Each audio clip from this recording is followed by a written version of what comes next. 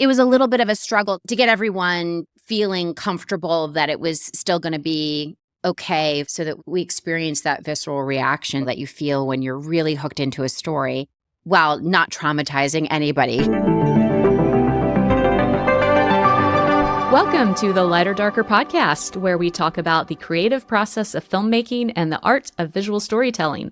Thank you for joining us for this, our 16th episode. 16 of 20 episodes planned for our first season, releasing every other Tuesday. Great to have you with us. I'm Jenny Ely, producer of Lighter Darker and production manager at Industrial Light and Magic. Todd is taking some well-deserved time off this week, so Rob and I will be hosting with our special guest today. And I'm Rob Brado, SVP of Creative Innovation, Digital Production, and Technology at Lucasfilm. And all of us work together at ILM and Lucasfilm in the visual effects, animation, and immersive entertainment industries. And today we have a special guest with us. Happy to introduce Bryce Dallas Howard. Good to have you here with us, Bryce. Hi, Rob. Yes, very good to be here. Bryce is, as you probably know, an acclaimed director, actress, known for helming, well, a bunch of different things, but especially with us, helming a bunch of episodes of The Mandalorian, Book of Boba Fett, Star Wars Skeleton Crew, as well as directing and producing the award-winning documentary Dads, which if you haven't seen it, you've got to see it. It's the most heartwarming thing. Oh. She's also delivered standout performances in front of the camera. Films like The Village, Jurassic World, Black Mirror, the episode Nosedive, if you're looking for her episode. Huge range of depth as an actor as well. So she's known for blending innovation and storytelling across both acting and directing in Hollywood, of course. Welcome to Lighter Darker, Bryce. Oh, thank you so much for having me. Thank you. This is so fun. It's so fun to have you on the show. Oh, no, it's so great to be here. And we're going to take a couple questions from the mailbag to get us started. And then we'll dive right into something we call film foundations, things that are films that are interesting and inspiring to Bryce. And then our final topic will be storytelling and innovation in filmmaking, really focused on some of the projects that we've gotten to work on for Bryce and in her filmography. So it'll be really fun to dive into that.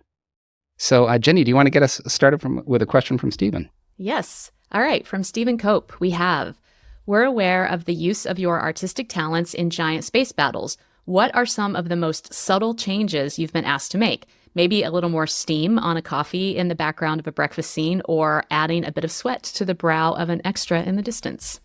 I love this question. As visual effects artists, what are the smallest things we've done to a shot? Oh my gosh, I love it. I love it. So for me, this is such a weird place for me to start, but I'm a little bit, I like to search for things. I'm a big scaredy cat in life when I'm watching shows and movies and all of that. So I pay attention to everything, and it affects me viscerally when I'm watching. And so I'm sort of searching for that. So if it's, the way that blood is dripping or actually I should back up a little bit. I feel very strongly about seeing sort of body fluids in some way, shape, or form, even though on television it cannot be read. And so I'm a big champion of green blood, dripping down the side and just kind of pushing that as far as you can go. There was, I'll use just kind of one fun example, which is from Book of Boba Fett. The episode that I did was kind of focusing more on Mandalorian, Din Djarin, and his storyline. And it was a bit of a departure within the series. And there was a whole set piece in the beginning with Klatooinians. And it was sort of this butcher shop with Klatooinians in there and gangsters and stuff. And it's the sort of reveal of Mando having the Darksaber, and which I was really excited about. And I just scene. It's so fun. I had so much fun doing this. Everybody had so much fun doing this. And I just wanted it to just be brutal. Right. It's Mando post baby, I feel like he's gotten to a really dark place. He has this, he's supposed to have mastery over weaponry. He's a Mandalorian. There's this thing that he's pretty clunky with, and I just wanted it to be as violent as sort of Disney would allow. And so there are a few examples of that. I'll just mention two. One is when you finally see the severed head of kind of the head Clatunian, and there's like green blood dripping, and it's in the foreground. That was a shot that I obsessed over. The specific drips of blood and yes. And just because it was a little bit of a struggle to get everyone feeling comfortable that it was still going to be okay for kids and families, you know, Yes, that it that's was right. going to do what is necessary for the storytelling to get us there, so that we experience that visceral reaction that is so extraordinary and almost supernatural that you feel when you're really hooked into a story, while not traumatizing anybody at all in any way, shape, or form. So this was a matter of finessing the amount of blood to have the exact reaction you're looking for. I love this. Yes, exactly. But here's where we got to a slight impasse. And I just forever will love Jon Favreau for giving this one to me and letting me just sort of trusting me with this, which was I just so badly I wanted Mando, like, yes, I want to see a severed head, but I also want to see somebody chopped in two. Like that's the joy of a Darksaber. And someone who is wrestling with their own inner demons, and they haven't gone to a Jedi Academy, and they, you know, it's a completely different sort of like moral construct. And so you just want to see him slice through the bad guy.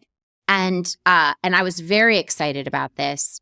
And when we were shooting it, John kept being like, don't you want to kind of just like lower the frame, or it happens just out of frame? We hear it, perhaps. We don't see it. You know what I mean? All of that. And I was like, no, I want to see it. And it got to the point where it was, you know, it became basically a visual effects problem, visual effects decision, because everything was done. And John was a little concerned about that shot. And so he was going to kind of fix it with VFX and repo it and so that you couldn't really see it. And he called me and he asked me about it. And he started it with being like, I feel like I know what you're going to say. and he asked me, and I was like, John, you got to see it. You got to see it, because we've seen really what really bad guys do with lightsabers, and we've seen what really good guys do with lightsabers. But we haven't really seen in live action a Mandalorian using a lightsaber where we're this much inside of their psychology. Like we relate to them so deeply. And so it's almost like, you know, it's what a human being would experience if they had a lightsaber. And so it felt like an important thing to experience, you know, the sort of darkest version of the wish fulfillment, if you have a weapon like that, especially if you can't, I mean, I did martial arts for a long time. And I remember when you start to use something like, you know, like nunchucks or something, like, and you don't really have a skill with the weapon, but you can do kind of a big thing at the end, and it feels sort of like you like stuck the landing. And it that was sort of that moment, and I felt like it represented a very specific psychology that Mando was that Din Djarin was experiencing, and as it related to basically the loss of a child. So that's what's most juicy to me, and those were both very much so kind of decisions made, you know, during the VFX process. I love it. I love the fact that these are like fine-tuning the visual storytelling, but like just hearing you talk about this, it's so clear that you're such a storyteller. Like every component of this is about the character arc. It's about where the character is versus where the character is going, and showing those contrasts between that guy who can hug the baby Grogu and the guy who can't anymore, and where he's at. That episode is so strong, and it's something that's so consistent in your work, showing those strong character arcs, and I can see that's from holding on to the things that are going to be the strongest visual reinforcements of those arcs to you.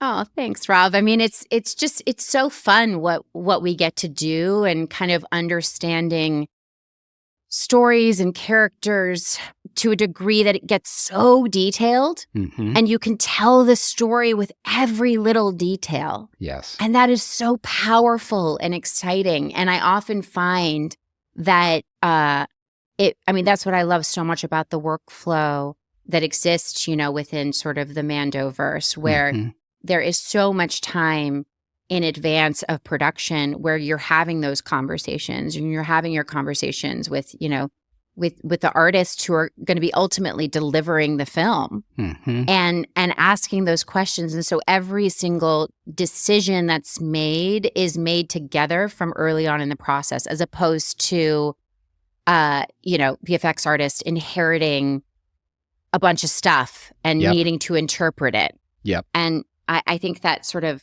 the collaborative arts is what I'm interested in. And I feel like it's getting to work with Lucasfilm and ILM and Jon Favreau and Dave Filoni and, this entire group, the last, however many years it's been, 7 years, has been just such a beautiful example of the power of a bunch of storytellers who have a lot of different areas of expertise coming together with the same mission in mind. Yeah.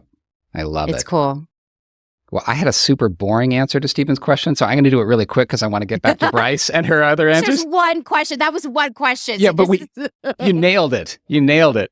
But I was thinking about what's the most menial thing that people probably don't even know we do in visual effects. And a lot of times when you're shooting poor man's process for cars, you shoot it without the glass and then you put the glass back in. And the number of conversations we have about whether the curved glass should be in focus or out of focus and where the reflection should be and what would happen in real life.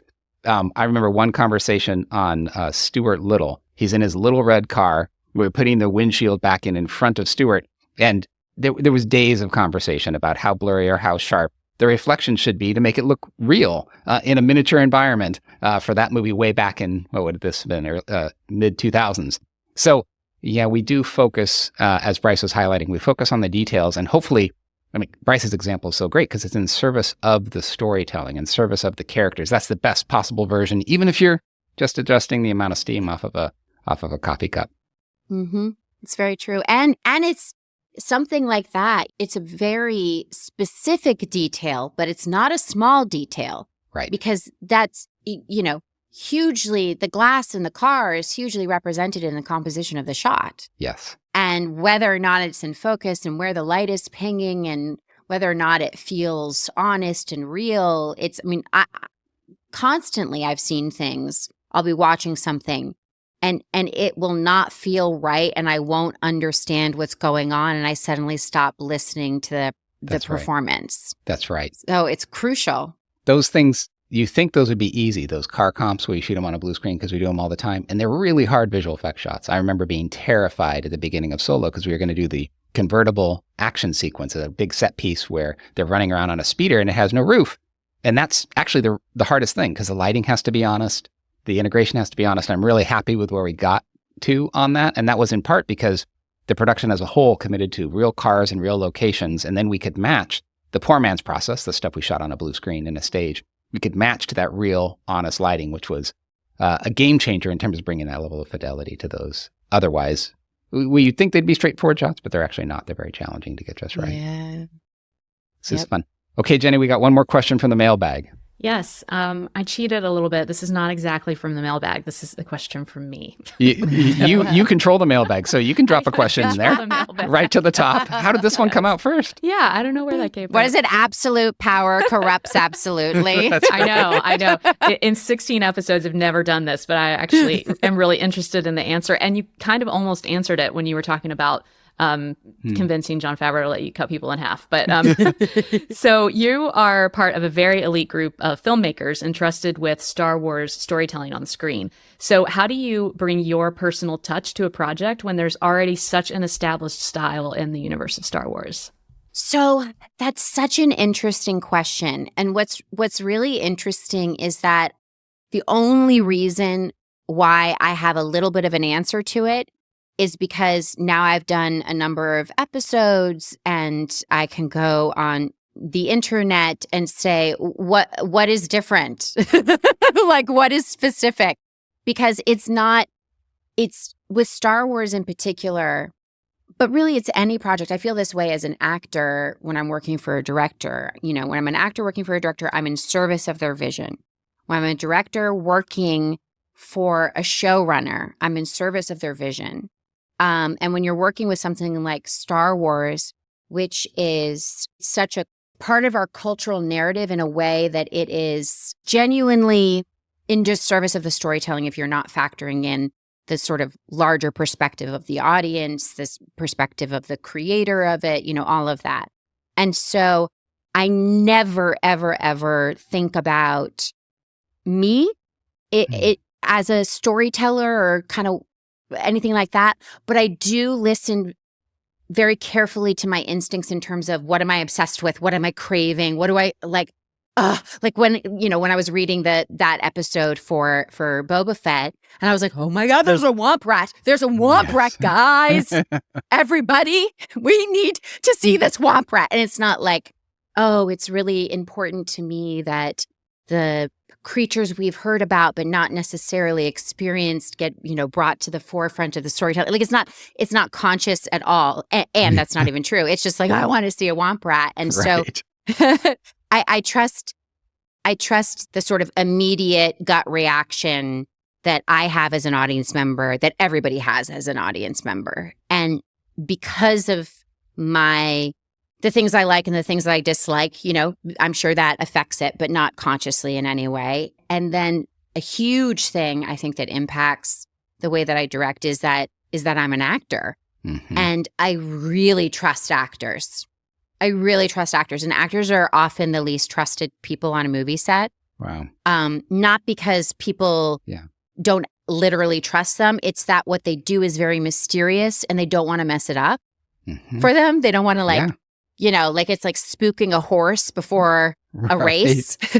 You're like, I'm just not gonna mess with the horse and just trust the jockey to do whatever they need to do. It's it's sort of this strange thing where it's like, okay, we've done everything. No, bring in the actors. And it's like bring in the magician or something.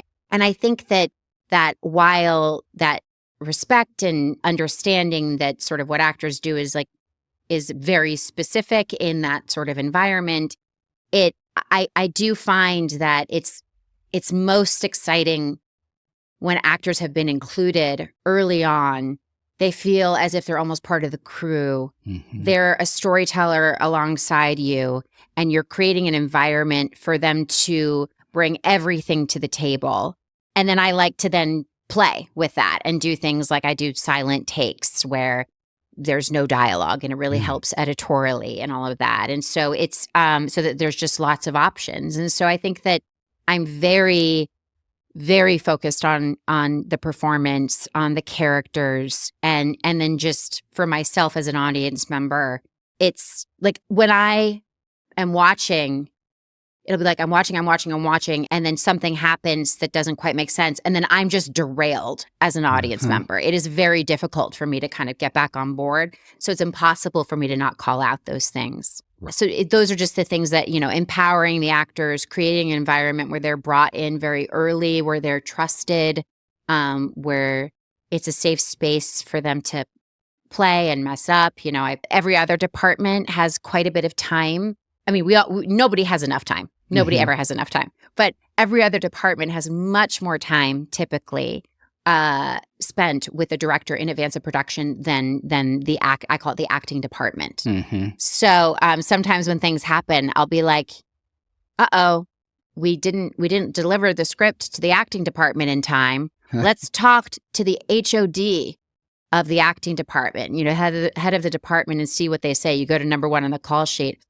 Sorry about this. How are we going to make it up to this department? It's right. And sometimes you don't really think of it like that. Like you think of it as just everyone's independent and they're just, they just do their thing, and then they kind of leave, and then that's that. It's not entirely mysterious. And so anyway, I've just gone on and on and on and on about that, but I don't think amazing. Yeah, this is what I wanted to hear. And I think it comes through intuitively. It must, if you're saying it's just, you respecting the process and the director, but I think it's one of the things that our Star Wars episodic things do so well is that there are different directors, but it's all, you don't ever feel like you're taken out of the story because someone different is directing, but there is a distinct feel when you're directing an episode or someone else. And then it's always interesting to know who directed something specific because of the style that's coming through. That's the reason I asked the question. I've always been fascinated by that process. So that was a great explanation. Thank you.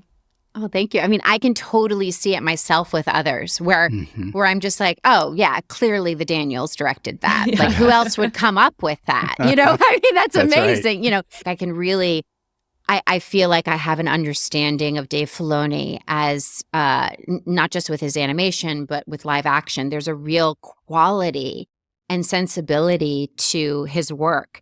And so it's fun. It's really fun to identify that in other people, and almost impossible to recognize that yourself. I love it. This is literally like film. This is better than film school. And hey, we're putting it out on a free podcast for everyone to listen to. But man, if you want to direct, listening to the way Bryce is focused on the character development, on the talent in front of the camera, and I think what you were just sharing about the amount of time they have to get this right, which is one of the reasons it does feel a little mysterious to us non-actors.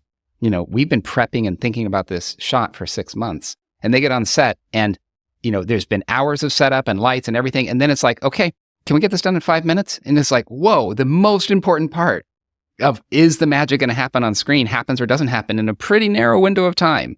And that chemistry between the director and the actors is so critical for providing a safe space to make that all happen. It is so critical. And something that's interesting, very interesting, is a little bit of a mystery for me is, why did Jon Favreau entrust me with anything? Why did he say yeah, she'd be able to do this? And because I focused and specialized in emerging technology before working with him. I worked with Canon for years, got to be the first director to shoot on the C300, the C500.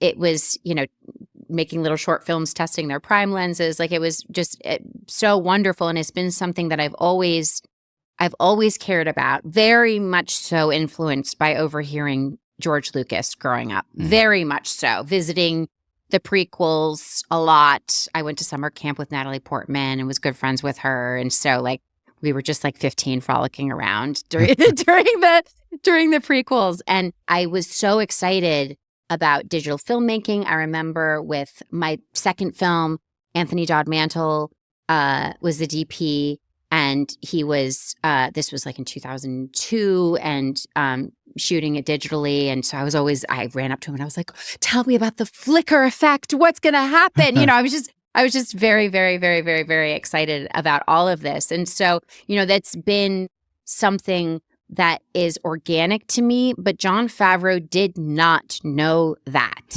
He didn't know that. And so, and we had conversations about things, but I don't think I was impressive enough necessarily. This wasn't really being articulated to him. I was just kind of asking him questions. And one of the things that he said, because at one point I was sort of why'd you hire me?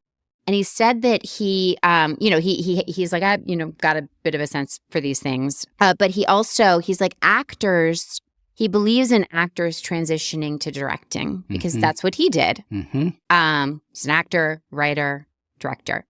And it's because as an actor, you are there in the 5 minutes before you actually put something, I was going to say, on film, but before you actually shoot something. Yeah. And those decisions, that's where the rubber meets the road. And those decisions are so crucial. And being, when you're an actor, you can be helpful in terms of some of the problem solving with blocking and whatnot, but that's really not your call. And so you're just watching and you're taking it in and you're thinking about, okay, this is a problem that they're dealing with right now. I wonder if I could do anything to help them out, if I could lean here and then the light won't be an issue, or, whatever, grab the prop at that moment rather than earlier, whatever it is. But you can't really do anything to help apart from just being present.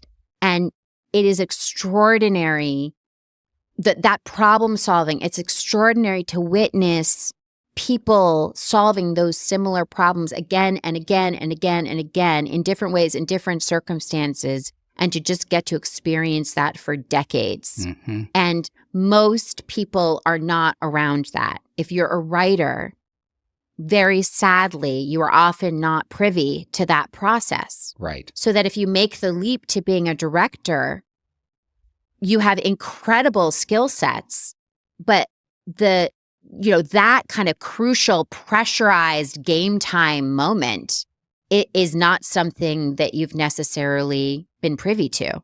Yeah. And so, and when John said that, I was like, you are completely right. Like, it doesn't mean that necessarily a person can do it, but you've seen it done a zillion times in different ways with different personalities and different kinds of problems. And, if you're paying attention, it adds up. That's great. And so, yeah.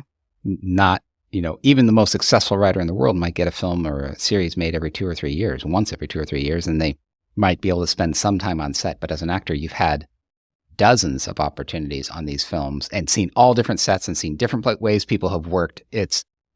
Being on set is an amazing education, no matter what your role is, but especially if you're going to be the one in the hot seat in about 5 minutes as we're going to do that next take. Yeah, Amazing. Absolutely. Absolutely. And that's actually something that my dad shared that he really misses about acting, because as a director, similarly, typically the only set that you're on is your own. Right. And it's amazing to see how other people do it. You learn so much watching how other people do it. And so it's something for me where when I first started acting, I perhaps obnoxiously wrote down a list of all the directors that I wanted to work with. And it was because I loved their stuff, but I just wanted to see how they did it. And it was sort of amazing getting to check off names where it's like, yeah, M. Night Shyamalan, yeah, Lars von Trier, yeah, Ken Branagh, yeah, Sam Raimi. It was Clint Eastwood, just to see That's incredible. And I was talking to my dad just that we were together the last few days at a conference together, and he was asking me about Clint, and he was like, well, how does Clint do this? And I was kind of explaining to him and everything, and he was like, oh wow, that's so interesting. It's fantastic. It's wonderful to get to infiltrate, sneak onto those sets. And just in case you aren't familiar, Bryce's dad is Ron Howard, who has directed... yes. Oh, gosh. No, it's great. I think most people are familiar, but Ron Howard has directed maybe the most experienced director in Hollywood. He's directed maybe 50 movies. It's just an incredible legacy. He's one of the more experienced people because he started working at a very young age. But it's in terms of as a director, Steven Spielberg, you know what I mean? There's a lot of directors who have had very prolific careers and continue to, and all of that. But I think as far as the longest working person, because he was a child actor and whatnot, that might actually be true. Be him. And he's also a delightful collaborator. I have to tell you, you made a list of directors you wanted to work with as an actor, which sounds like you've been able to check off many of the people on that list. I did this when I was getting into visual effects. And I got to check off Tim Burton and some amazing filmmakers off that list. And the last one on my list when Solo came around was Ron Howard.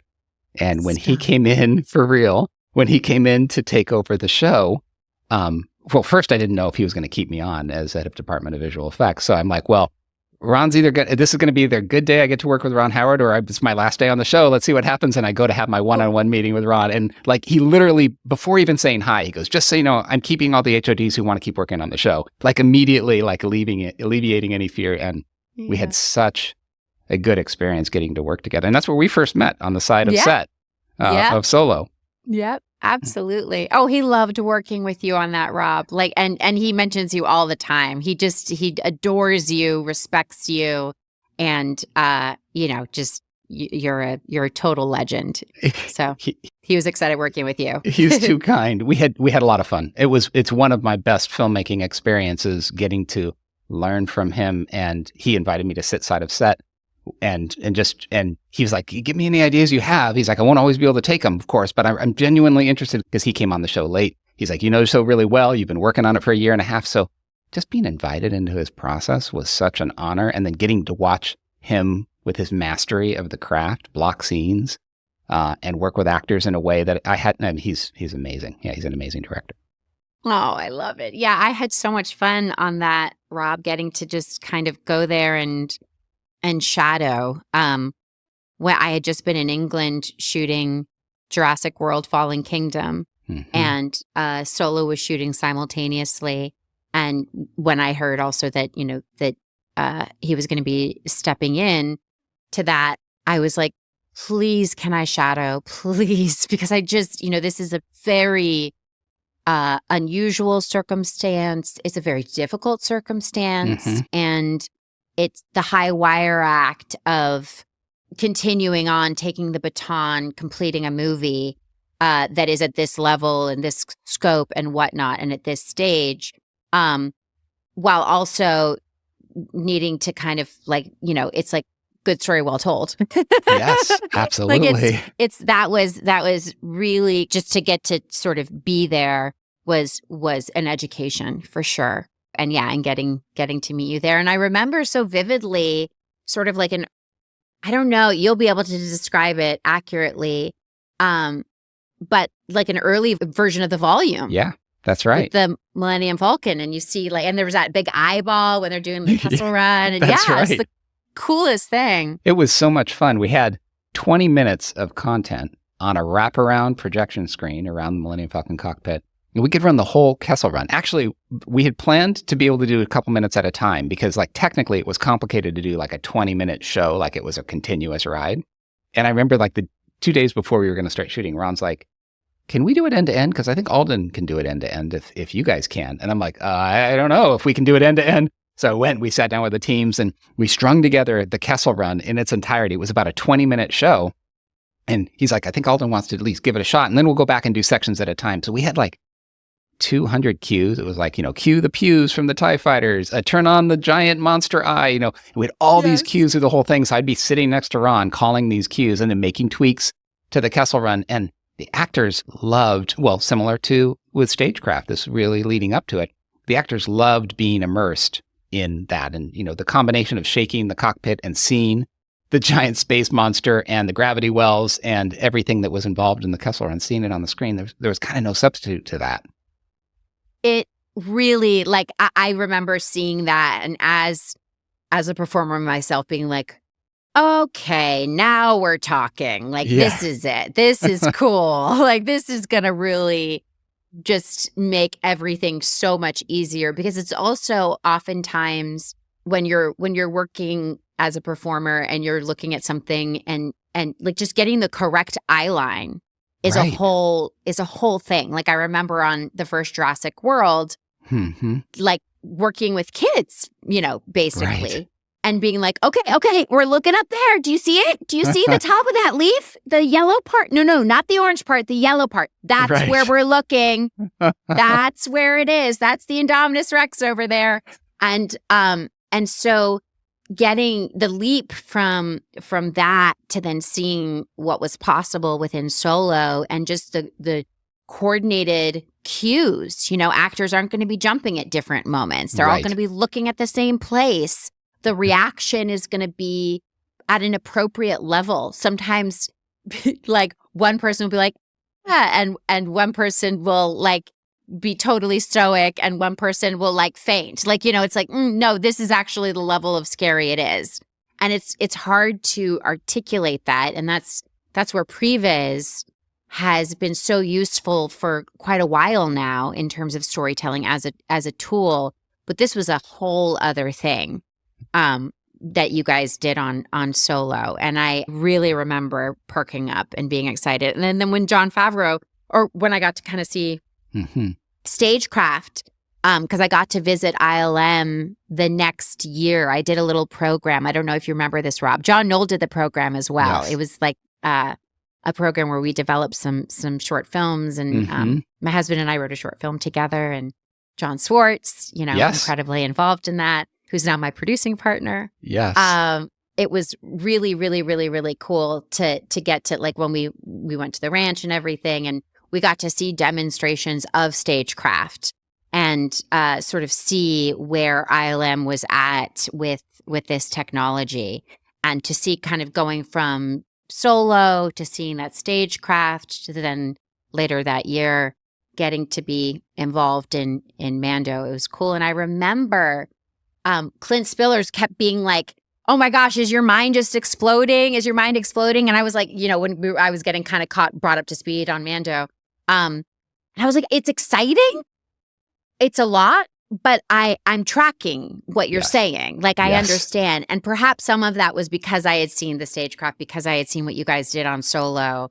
And so it wasn't an esoteric concept to me. Like, I had seen it practically used.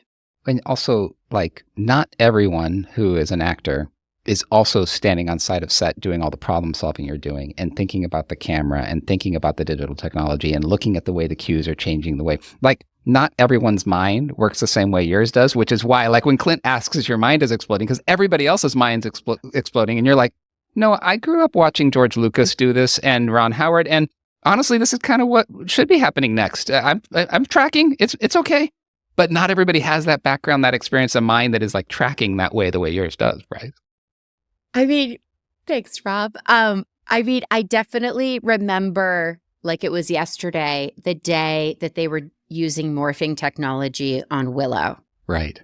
And seeing what was involved, feeling the palpable excitement, just talking through sort of, okay, and then she's going to turn into a tiger, like, just like, and how they were trying to do it. I was only, I was 5. Wow. I was 5. I think I might have turned 6 during that, and during Willow. And I remember it like it was yesterday. And I think it's growing up, being on a movie set as a kid, oh my God, it's just, there's nothing more exciting. I feel like it's as an adult too, It's one of the best places to be, isn't it? And there's so many It's true. talented and capable people that are specialists, all focus on that storytelling. Like, where else can you say, oh shoot, we need a knife with this much fake blood, but I need a 4-inch knife and a 6-inch knife in 25 minutes. And props department's like, yeah, no problem. And come in with 5 options. They're like, do you want it to be green blood or red blood or whatever the next thing is? And it's people are at that level and they're that prepared and they're that ready to help you tell the story. I don't know of many places in the world that are like it. Rob, you are so right. And it is what is special about the movie industry. Because when I did The Village, which was my first movie that I acted in, I remember Night Shyamalan would create almost like it was very wholesome, but like a little, like a bar, sort of like offset. And after work, everyone would go and they would hang out. And he did it again for Lady in the Water. And I've never had a sip of alcohol my entire life. So I kind of would never really go because I just didn't drink. And I was like, oh, I'm going to be up the next morning and all that kind of stuff. I'm boring like that. And but then when I remember like kind of finally going during Lady in the Water, there was like a night where I don't know, there was some game or something. And I was like, yeah, I'll go. And I walked into this sort of hut that had been constructed. And it was like the greensman was in charge of it. Right. And it was every department had contributed a different element to this structure and this experience. You like walk into this thing that you thought was going to be a bar, and it's like, you're walking into Disneyland or something. Right. Like, it was like the most imaginative world. And a lot of the folks that I've worked with on Mandalorian, a part of Legacy Effects, were involved in that, and they were just doing crazy things and building animatronics to kind of scare people in the corner when they walk in and everything. And it's the level of talent and specialization is remarkable, and everybody is different, and everybody has very different backgrounds and gifts and interests. And we're all focused on a shared goal, and we're all involved. And without any one of us, it'll fall apart. Yep. Like, it'll actually fall apart. And it is such a privilege to be part of that team, because it's really like a team. You don't want to assemble a team of everybody having, kind of one very specific skill. You want everybody to balance each other out. That's right. And that's what it is. And when you're on a set, it's a military structure. So there's a very clear hierarchy. Not that I'm somebody who loves to have a very clear hierarchy at all times. I'm all for, existing within a teal organization structure. But the benefit of it is things happen fast, and there is agreement, and there is clarity as to what your role is and how you can help and support the team. And it is so thrilling. It is so thrilling to just watch people do their thing. And exactly to your point, watch the property master run in, the Josh Roth on Mandalorian. And Jon Favreau randomly mentions an idea for something. And Josh is like, yeah, just give me 5 minutes. And then like 5 minutes later comes back and you're like, how did this just materialize, Josh? Where's the 3D printer that you just came up with this, dude? It's miraculous what can happen on a set. I couldn't agree more. And like you said, that hierarchical structure, great ideas can still come from absolutely anywhere, but it's very clear who's going to discern whether that goes in the show or not. And that's what you need, because you only have the 5 minutes between the takes. So there is a person who is making the decision. And that's why when people are signing up for shows working under you, they know who's in charge, and they know who's going to be making those final decisions, whether it's you and then the showrunner, and the combination of the team that's going to make those calls. It's super fun. Yeah. Well, let's dive into a movie or two that has inspired you to become a filmmaker. Film foundations. We have so many things to talk about. We could go on for 2 hours, but in our time remaining, let's at least get started with that, because it might inspire folks to watch these movies if they haven't, or be inspired themselves. So what got you underway early in your career? Okay, so I pretty much guarantee you that everything that I was inspired by is something that someone has watched, because they're classics. My first sentence as a human being was watching E.T. I was, 18 months old or something like that. And I pointed at the screen and I said, E.T. fly. No way. That was your first sentence. Yeah. That was the first 2 words. Yeah, first 2 words being strung together. That's a good story. I was obsessed with E.T. I had a poster above my crib, like on the ceiling, and toys and all of that. And it's that movie blew me away. And I was kind of, because I knew you were going to ask this question, and I was just thinking a little bit earlier. I'm like, okay, so what are the movies? Like really, like thinking back as to moments when things clicked, and I wrote them down, and I was like, Bryce, this is what everybody says. I'm sure of it, but I'll just I'll tell you what it is, because I wrote them down. So it was E.T. for sure. Yep. Big time. The Land Before Time. Oh, great. Like animation, like specific animated movies really made a huge impact. Land Before Time, Brave Little Toaster, and The Last Unicorn. Oh, yeah. All those movies really resonated. Labyrinth, Princess Bride, and then was Jurassic Park. And Jurassic Park was a big moment for me because I was 12. I wasn't allowed to see the movie originally on opening night. My parents saw it. My dad came home. He's like, it's cinema history. You have to see this in the theaters. I got to see it on a Saturday.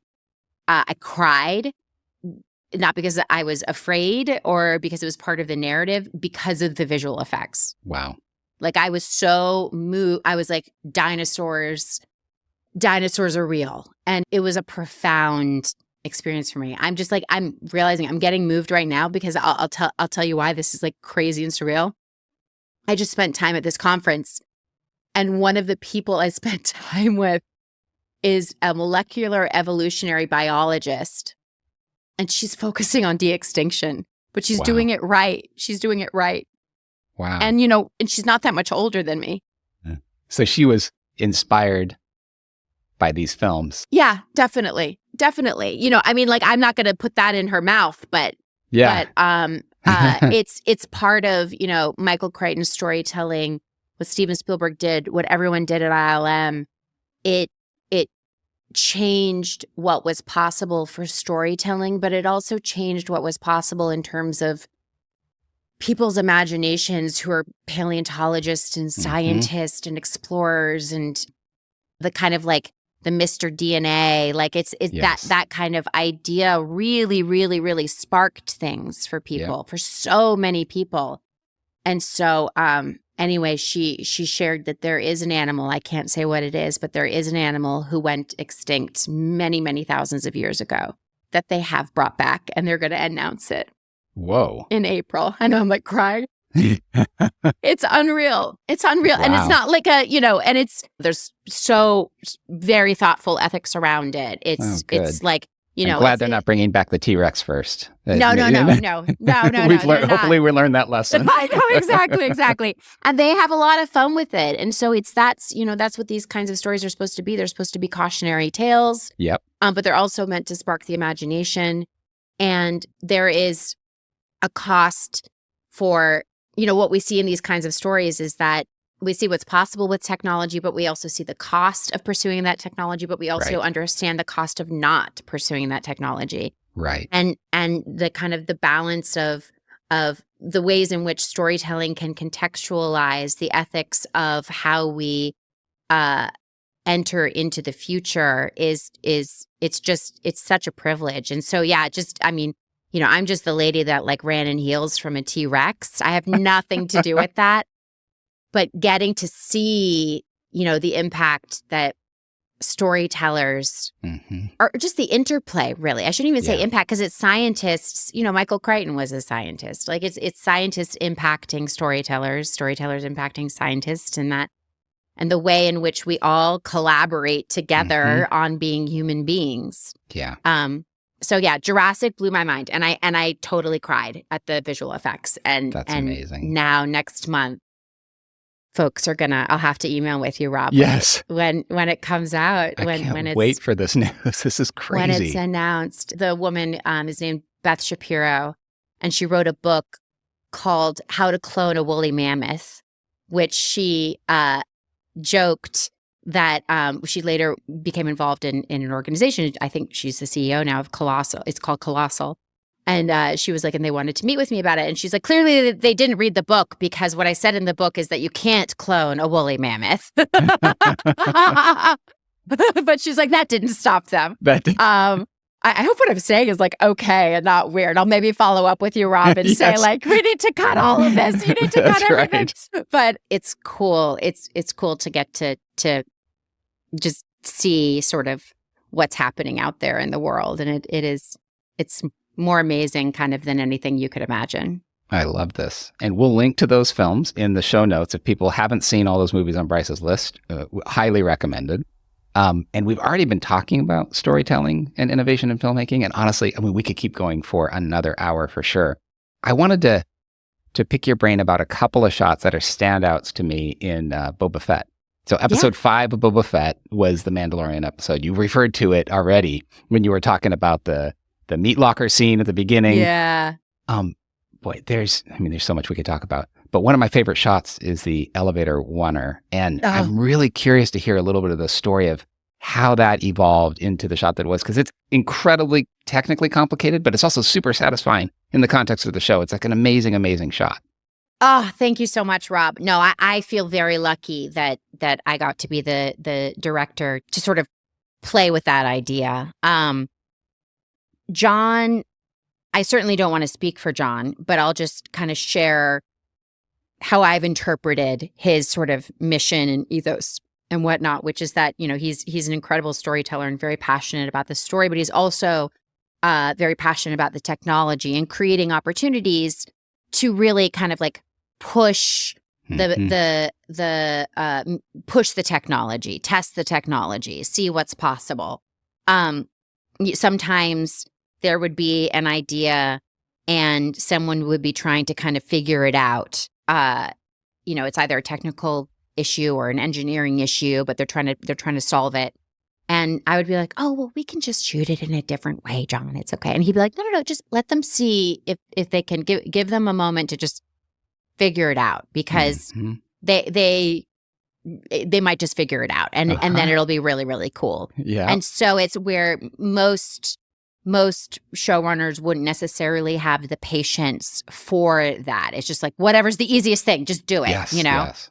And so for that reason, there were a lot of slightly daring things that John was willing to try that wasn't the easiest path. It was sort of like, okay, let's actually, instead of just shooting these scenes in the way that they're written with kind of classic coverage, let's try to do this all as a oneer and do it within the volume, which is a very limited space. It's a very limited square footage. And so basically, essentially what was happening was in this oneer, the character, the Mandalorian, Din Djarin, was going through a series of environments and traveling. So you got the sense that he was going to places where you really weren't, because the volume it fits inside of a soundstage. It's about half the size of a soundstage. I don't know, what would you say, Rob? Like half the size of a football field, pretty much? Yeah, kind of? yeah. I mean, what is it, like 65, 70 feet across? So you have some room, but not a ton of extra room, especially for something as ambitious like as this, where he's going to be in 3 different environments in a very compressed period of time. Yeah. And so what happened was, I mean, my background is in theater. Like, I started in theater. And what's so fun about theater is, you're on a stage and there are reveals of things, but it's all pretend, and you're needing to kind of like just work with the environment that you're in to create this story. And things are rehearsed and then executed after a lot of rehearsal. And what was happening in this circumstance was Mando was on Ring World. He was with that bloody head in a bag. Yes. And he was exterior of a bar. He goes into an elevator. Behind him, the content would move on the wall so that it looked as if he was going up in the elevator. He was not moving. He was stationary. So at this point, we've only really used like 5 feet of the volume, but you feel like you've gone up 3 floors from outside. Then Mando exits, this is the same shot, into a room. We're following him. What's revealed in this room is that there's a bunch of people partying, and there's kind of this like sexy Star Wars music. And we follow him behind him, and we see all of this. We see out the window of this kind of 3rd floor. We get another view of Ring World. We turn with him. We're now inside of a smaller room. We go around this table where we see all of these characters, and more is revealed. And then he goes back into the elevator. And then while he's in the elevator, the content wall is then moving. It looks like he's going down to the basement. While that's happening, everybody that was on stage needs to exit stage quietly. Like, that was the part that was funny, was when he's in the elevator, we're like, shh. And we're like, okay, he's out of the elevator. Everybody dance. Everybody dance. Okay, now quiet. Now everybody hide. Like it was ridiculous. You go back into the elevator, content wall all the way down, and then you exit at another floor. And so you're not actually doing a lot of moving, but it's a dance with the content on the wall, with the actors in this space, with the crew, with the camera. And it was so, so fun. And it only took 17 takes, Rob. 17's pretty good. But what is it, 2 minutes of the show, 17 takes? That's a very efficient use of your shooting days. You got 2 minutes of the show done in one day. I love it. Yeah. It might have even been like half a day or half something. A day. It wasn't, it wasn't. Very efficient. It wasn't bad. It wasn't, but it took so much planning, and it was involved. That was an idea that happened before me. I inherited that. When I got involved in prep on that episode, Dave Klein, the DP, was like, we're designing this oneer. I'm really excited. In mind. Yeah. And so I was then involved in all the conversations. And for me, it was more learning about, all right, what are the goals here? What are the challenges? Right. What are the things that we're worried about? So that I could be something that I say to my husband sometimes whenever we've been together for over 20 years, so we're doing great. But whenever there's like a little moment, and he's like, what do you need from me? And I'm like, I need you to worry more than me. Like, I need you to be more worried than I am, because then I can relax. And that's sometimes how I feel as a director coming in. Like, I need to catch up so that I can be more worried about things than anyone else who's involved. And so that everyone else can relax. Like, Jon Favreau can relax because I I understand. I've inherited his worried. Right. And in fact, I'm more worried. You now have enough expertise to be the most concerned person and know it's going to take a few takes to get that sort of magic to work, but you're going to pull it off. I mean, that, Yeah. That is an amazing ship. Amazing ship. I'm already jumping to the next thing in my mind. That's an amazing shot. It's fun. We're almost out of time, but I have to ask. Oh, no. Just do it. The kid Rhodian in the transport ship, which isn't too far after in that same sequence. That to me, when I saw that, when I was just watching it as a fan after all the episodes were out on Disney Plus, I was like, oh, this feels like a Bryce moment. And was that a Bryce moment introduced? Because it feels like we're humanizing him in a new way. And I had even forgot that it was a Rhodian until I rewatched it. I thought it was a real kid because he has so much fun in the performance. Rob, that's so cool that you called that out. Yeah, no, I that wasn't in the script. And I asked John, I was like, it would be really great to have a moment alone with Mando where you see him see a child and you see him miss Grogu. Like you just know exactly what he's thinking about. And after he's now lost his family, essentially. He's lost his family in terms of Grogu, and he's lost his family in terms of, his clan and being part of Mandalorian culture. And John was so cool because it's not like there's any extra time to shoot anything. And that was going to require a new set. That was going to require additional cast. Like that's money that was, and I'm sure everyone thinks that, there's like just oodles of money. Nothing is wasted. Like right. Everyone is very, very mindful about not wasting and kind of stretching a dollar around the block and doing everything that they can to just maximize the resources available. And so the fact that John kind of just was on board with that was constantly kind of like asking me, like, how are you envisioning it? Are you seeing outside of the ship, inside of the ship? Like what is the what are the beats? What are the moments?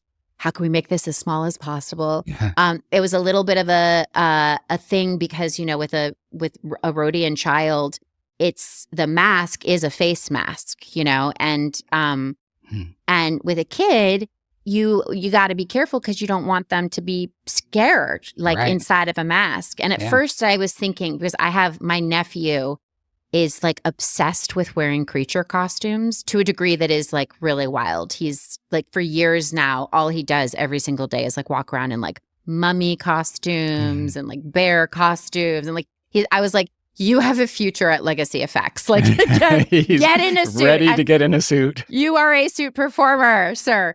And so I was like, okay, worst case scenario, I could maybe see if I could, I know that he would be comfortable in that situation.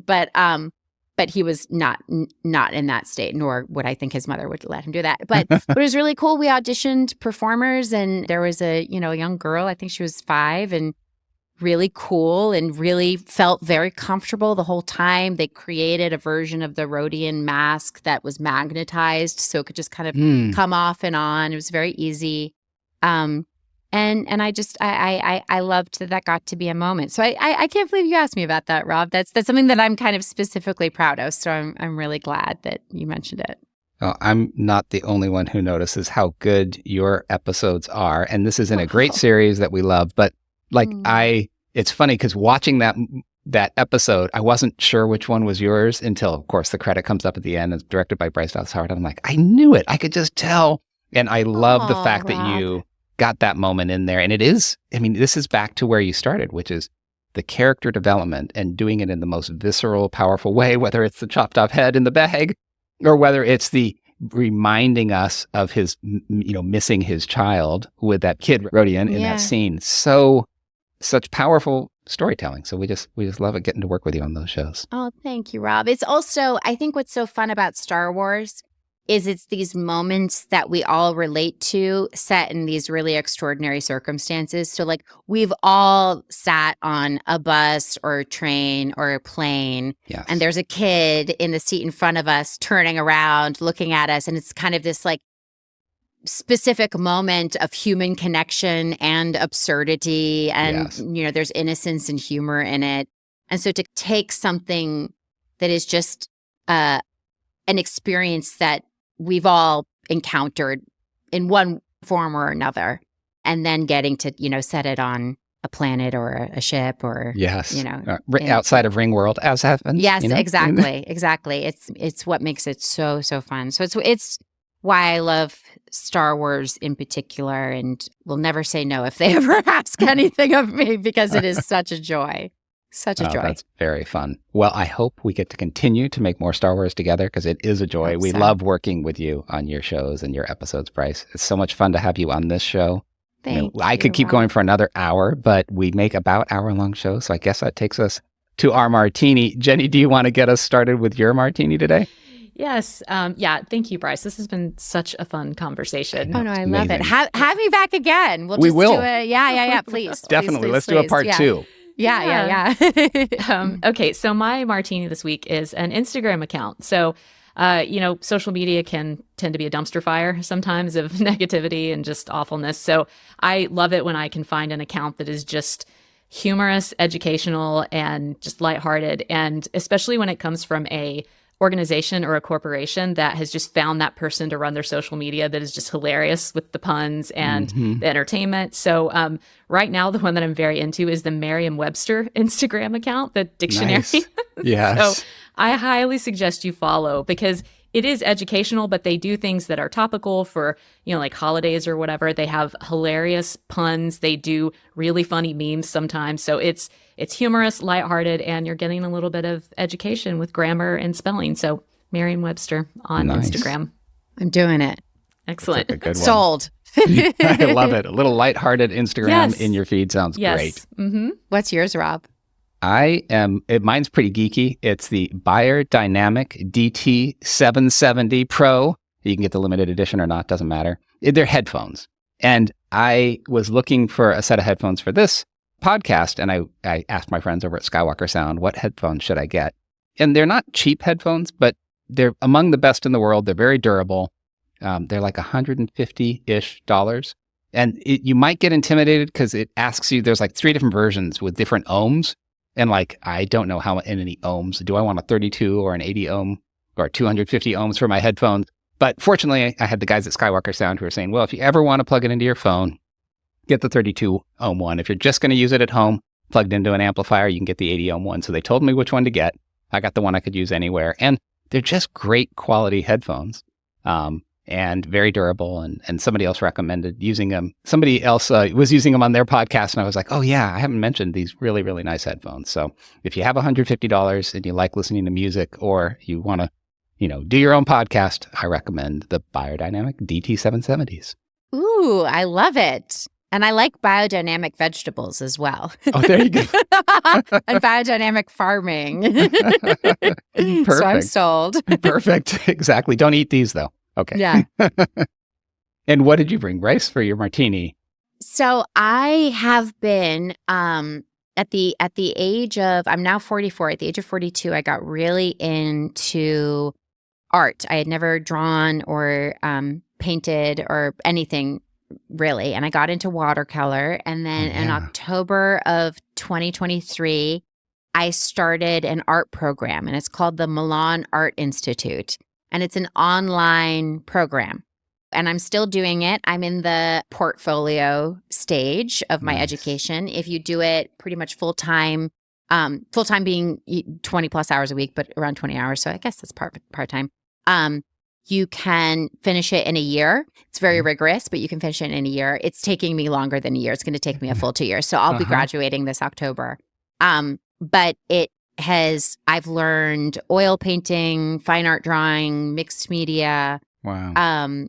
It's been an incredible education for me in terms of color theory and composition and dimension and all of it. And someone who's been such a cheerleader during this for me is Dave Filoni, actually, who is obviously Mr. Star Wars, but he's also himself an incredible artist. He started in animation, and his father was a fine artist, and his paintings were absolutely gorgeous. And so during this, I've been texting with Dave and being like, doing all of the classes and whatnot.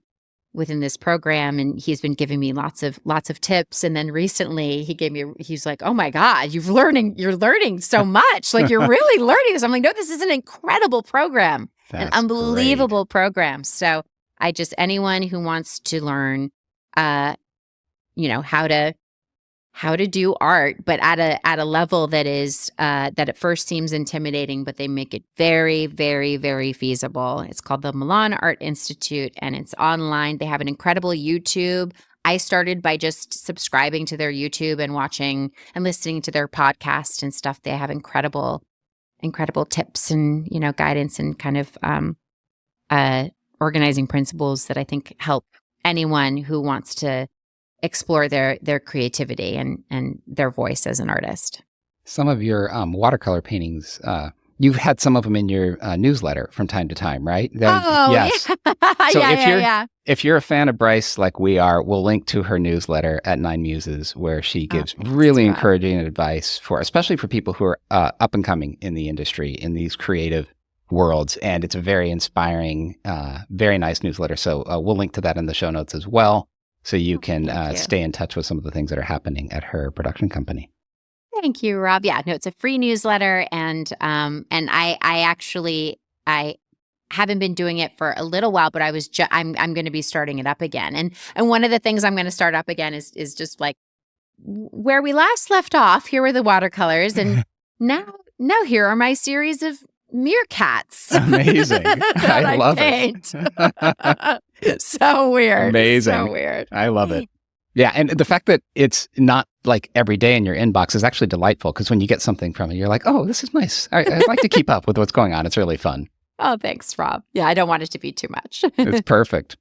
Well, thank you so much, everyone, for listening to the Lighter, Darker podcast. And thank you so much, Bryce, for joining us today. You've been amazing, and we will take you up on your offer preemptively to have you back, because we would love to have a part 2. Yes, please, absolutely. That would be amazing. I would love that. It's so great to get to talk with you both and to be a part of this. And I feel very, very lucky. One thing that I'll just say is, because I know that this is, an audience that is really technologically savvy, and folks know what they're doing and whatnot. In case there's anyone out there who's maybe less secure and confident in that area, when I started working in emerging technology with Canon, and then getting to work with you guys on all these shows, everybody, when they're learning something new in this area, they're a beginner. Mm-hmm. And I think that people think that they're supposed to know everything before they start. Like they're supposed to understand the technology fully before they start. And honestly, the moment that you understand something, it's going to change. Right. And so having that mindset of like, I'm just learning something new, and I'm just going to try to use this as much as possible to see what the limitations are, to see what the mistakes are, to see how difficult it is to use or how easy it is to use, and to just kind of play. That's just a wonderful thing to get to experience. And I think that I just wanted to kind of mention that, because I've worked in emerging tech, but I don't know how to turn on my television. Like I work in emerging tech, but like my IT guy is my husband when it comes to my computer and this microphone and, the AirPods and all of that. And so it's an area to play. And It's for anybody who's curious about anything and excited about exploring the things they like to see. And that's really it. And if you have that curiosity and desire to see things that make you excited, then, join in the fun and don't feel intimidated. And, it's not going to take too long to learn the language that goes along with this art form. You can use the Merriam-Webster dictionary app in order to, or Instagram in order to look up some of those terms and whatnot. But I just wanted to just say that really briefly, because people get so intimidated and they're like, "Oh, I'm not good at this," and it's like, it's not a thing that anyone is really good at. It's just something we're figuring out together and then continuing to figure out together. That's so smart. Especially with as rapidly as things are changing right now, no one has more than a few months of experience with the latest technology, because it's only been around for a few months. And this is the phase that we're in. So you can become the world's expert on a thing that's coming out today, because that is literally how fast things are changing in the world that we're all working in visual storytelling. So that is such great permission to just dive in and play. Yeah. Find your clan and make some stuff.